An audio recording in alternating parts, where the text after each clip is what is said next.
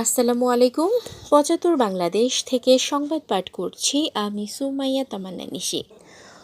ময়মনসিংহে দেশের জনপ্রিয় ইলেকট্রনিক্স ব্র্যান্ড ওয়ালটনের ডিজিটাল ক্যাম্পেইন সিজন ২৪-এর গ্র্যান্ড র্যালি অনুষ্ঠিত হয়েছে।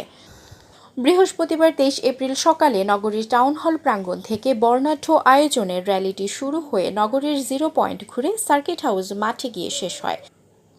হাতি, ঘোড়ার গাড়ি, পালকি সহ আদিবাসী নারীদের নৃত্যে নৃত্যে চলে র্যালিটি।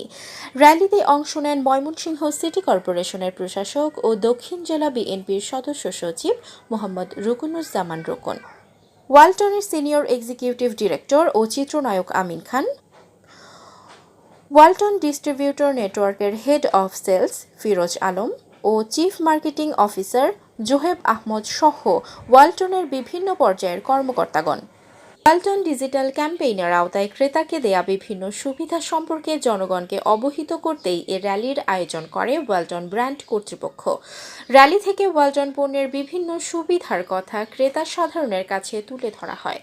র্যালি থেকে জানানো হয়, ওয়ালটন পণ্য কিনে রেজিস্ট্রেশন করলে Walton fridge, AC, washing machine বা বিএলডিসি ফ্যান ক্রয়ে আবারও মিলেনিয়ার হওয়ার অর্থাৎ ১০ লাখ টাকা পাওয়ার সুযোগ রয়েছে।